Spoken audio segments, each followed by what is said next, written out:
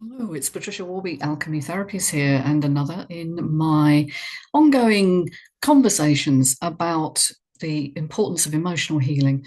And today I want to look at dreams, intelligence, and the psyche. And I'm basing some of what I'm saying here partly on my experience as a therapist, but also on the work of Dr. James Hollis, who I've recently come across and am a great admirer of. Now, last week, I looked a little bit at some of his ideas with regard to the psyche, what the psyche is. He maintains, and I agree, that the psyche is more than just a combination of your brain and its thoughts. It's actually an autonomous, soul-based understanding of yourself. Okay, so it has a wisdom, an intelligence, some would say a purposeful intelligence, and the way it influences your life is that it will guide you towards what it is you're here to be and kind of how you're to be of service to the unfolding intelligence of all that is. And that might sound a bit deep. It is, it's part of depth psychology. It's more than just your behaviors and your beliefs. It's looking at meaning and purpose. And I think it's a really important factor when people get ill is that they've lost a sense of understanding of themselves. They've reached a roadblock in their journey from perhaps, as I covered last week, that journey of individuation, separating yourself from your parents and setting out in life and getting all the right things in the right places. But somehow, for a lot of people, there'll be a moment in life where they'll hit this roadblock where, for whatever reason, whether they have a difficult experience with illness or with a financial loss or the loss of a relationship, you start to question who you are and why you're here. And so I wanted to develop that a little bit more this week, because I think it is really the work we do as therapists, as depth psychologists, is far more than fixing the problem and just finding a temporary fix to whatever symptoms you're experiencing. I think we have to be a little bit more humble and a little bit more respectful of the process that's going on in each individual person and help by asking the right questions, maybe to guide people towards that sense of self with a capital S, which is not the ego. It's the deeper understanding of who you really are, who you came to be. And the self is really important. Now, you may not have found yourself yet. You may still be in a sense of adaptation from your childhood experience. But the self is very important as he says, the organ of or engine of our continuity and developmental nature. In other words, it's the only thing that sticks around during our life. Our bodies change, our partners change, our living situation changes. The one thing that is totally consistent is this sense of I. And it behoves us to listen to that and to understand that it's always communicating to us, whether through dreams, whether through intuition, or sometimes through more negative influences like, pain or dysfunction. Now, if you're unafraid and you're willing to be courageous in this exploration, you can see it as a sort of guiding spirit, an understanding of you that's vaster than your cognitive capacity can ever understand. He calls it a tutelary spirit that's an intermediary between you and God, if you like, or between source, if you don't like the name God.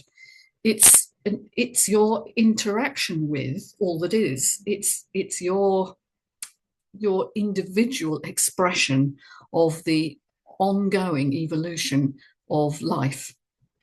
And so it's not just about being rewarded in life. That's not the goal of life, to accrue more things and get more famous or more rich than anyone else. That's ultimately completely meaningless.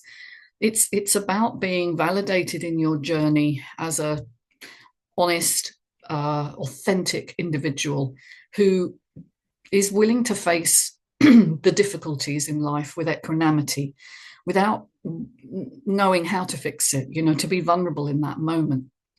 And to know what you're here for is often answering an inner voice. You might not know it straight away. I certainly didn't. And, I tried very many different careers. I've tried very many different ways of living. and none of them quite satisfied. They didn't feel true to me. They didn't feel authentic until now, until coming into what I do now, helping people heal feels like what I'm here for. And so I didn't determine it. I didn't think about it. My ego didn't dream it up for me. It came from a deeper awareness and a gradual transition to that space. You know, I was drawn in. I followed the clues. That's what I did. You know, you find something that feels better to you than the previous thing, and kind of allow and check in with yourself. It's an iterative process. It's not something that necessarily you'll instantly know. And so knowing where you fit and what you're here to be is a very big question, and not everybody finds it straight away. I certainly didn't. But when you're listening to yourself and giving yourself permission to show up as best as you can to all the encounters of life with as much integrity as you can muster, and as much courage as you can manage, because it does take courage to face the inner shadow side, the parts of you that are unhealed, the parts that maybe are clamoring for childlike attention, but actually have become dysfunctional and limiting. And so learning to listen to your body, that's what I help people do, to go inside, to wait, because this is a process. It's a journey, not a destination. It's listening, listening, listening. And, you know, those things, the truth of who you are isn't going to just, you know, magically appear. It's going to come in little nuances. It's going to come in a sense of rightness. Certainly when you're making decisions, it's about discerning what feels better for you and really honoring your values and what feels good to you, because these are inner messages. And, you know, things do tend to, they go smoother when you're operating within your own truth. Okay, I won't say they're always easy, because often they're not. They can be very, very challenging. But overall, they're less chaotic. There's an order to it. There's a sense of rightness. And I think knowing that and being present to it is part of what we learn as human beings who are coming into the second half of our lives, if you like, the moving from individuation to self-knowledge. Now, one of the things we have to be aware of is that we can't always fix stuff instantly. But asking for help is a really important factor in this, and knowing that you can't always do things on your own. But when you have people around you to help guide you, maybe they're friends, maybe they're colleagues, maybe they're therapists like myself, but together in partnership with somebody who's maybe trodden that path before you, you can actually produce a larger life, you know, something that has a more authentic ring to it than what you've been doing, the struggles you've been finding up to this point. And maybe, honestly, you need to ask different questions and give yourself permission to ask different questions, because some of the questions you may have encountered in your life are not yours. You know, they would be what you inherited, what you absorbed from your family of origin. And you may have absorbed the idea that because those questions didn't make sense to you, that there must be something wrong with you. And this is the essence of shame, is you internalize the discord or the dissonance between your true self and what you were told as a problem with you. And of course, nothing could be further from the truth. And actually, there's something right with you, as James says, that you've asked those kinds of questions, because you don't fit in with the collective responses. And I love this quote. He said, as Jung said, the larger the group, the lower the level of consciousness. You know, the more people who are just going along with the crowd, the less likely they are to have really asked the inner questions of themselves. And so in some ways, people like myself doing this work and people who come to see me are a community of exiles. We're kind of exiled from the mainstream because we don't fit the quick fix model, you know, that come on, you've got a problem, sort it. It doesn't work like that. And many of us come to realize that, and it takes time to understand that the modern medical model is really based on the fix-it model and not on the healing model. Because healing, the word healing, has the same etymology as wholeness. It's about coming into whole communion, if you like, with yourself and the world around you. And I think we need a new conversation around this. I think we need some honesty around what we're teaching our children, and the kinds of messages that our society hands down about what we should be doing in life, and what constitutes a good life. And one of the ways I find that really enhances asking the right questions is allowing yourself a feeling function, okay? Not just thinking, but going into your heart space, going into your feeling. Because it's through these interactions in your energy center, because that's what your heart is, your energy center. And sometimes that's expressed in other ways as well through, as I've said, dreams and intuitions. What is it you're here to do and be is a question that you can set out, if you like, and wait for the answer, because it will turn up. It'll probably turn up when you're least focusing on it, because often our conscious brain gets in the way of true understanding, honestly. It's an ongoing dialogue. That's what the psyche is, an ongoing dialogue with your soul. And the single best thing you can do for relationships is to bring a more thoughtful and conscious person into those relationships, the relationships with, others, with your children, your partner, your society, saying, I don't know, accepting sometimes that you don't know the answer, but you're going to come back to it. I'll get back to you. It's a great phrase, I'm going to think about that. So, finding your true calling, your vocation, as it were, is really linked to knowing who you are at a deep fundamental level and what lights you up, what gives you meaning. And we have to ask the larger questions of ourselves in order to live a larger life. That's another quote, this time from James Hillman, who wrote a book called The Soul's Called You.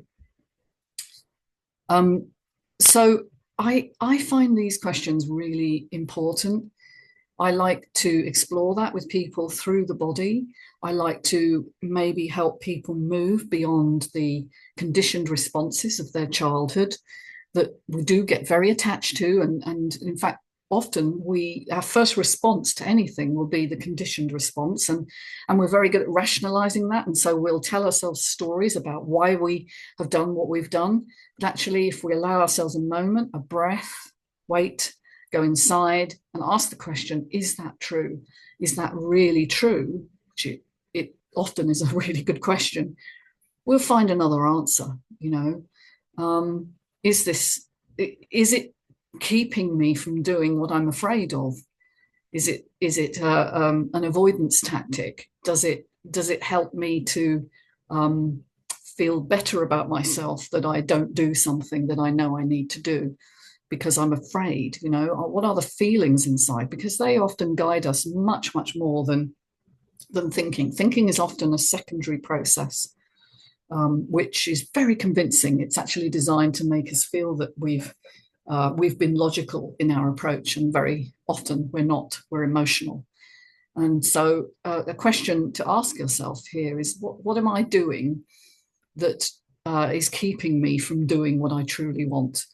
And the key is to recognize that there's a motif in there. There'll be something in your aspirations or your dreams that is maybe not being heard. Maybe you've always wanted to paint or draw or dance or write, and you tell yourself that's not a real career and I have to be doing this thing that I don't really enjoy, but that brings home the money and keeps me, in employment and so on. But there's a part of you that's screaming out to be heard, and maybe there's another way to do that. Don't necessarily have to change everything about your life, but you have to pick out some of the motifs of your life and find ways in which you can satisfy those needs in you. Now, the difficulty here is that we lack both patience and ability to tolerate our own vulnerability or powerlessness. All right, we as a society want to get there quickly and with the least possible fuss, and we certainly don't want to feel vulnerable. But unfortunately, both of these things are absolutely essential when you're asking the deeper questions. And really, you have to go there, but it's easier to do it in combination with someone who walks alongside you, who trusts that you will find your way. That's what true therapy is. It's not anyone fixing you, it's somebody giving you the space to fix yourself and avoiding that sense of codependence as well. So you're not having to have me make the decisions for you. You are learning to make them for yourself. You know, it's always about power within rather than the powerlessness, which is a factor. It's a factor of every childhood, you know, feeling powerless. And what we want is to move you to a sense of inner power. And that can be done. It's actually not as difficult as you imagine. Now, if you have a voice inside you that is crying out to be heard, I'm sure you do, otherwise you wouldn't be listening to this. You owe it to yourself to allow yourself to at least explore that. You know, otherwise you're living just a received life, the one that you were handed down, and not a generated life. Okay, this is another quote which I love from Dr. Hollis. You know, think of it: a received life versus a generated life. Are you somebody generating the life you want, or are you somebody who's just accepting what you were given? I think that's an important question. And if you accept the quest, if you like, to find a path in life that enlarges you spiritually, I mean, and it might be the more difficult path rather than the path that diminishes you, then I would say you are on a journey to truth, to authenticity. And it's something that has taken me a long time to work out for myself, and many things down the road that kind of threw me headlong into conflict with my deepest inner knowing. But here I am. I survived, and not only that, I have actually learnt an awful lot. And some of this I now apply when working with the clients I now work with. So look, if you want to explore some of the deepest parts of you, and any of what I've said today maybe rings something inside you, resonates with you, please get in touch. You can find me on alchemytherapies.co.uk. Take care, everybody, and go well. Bye for now.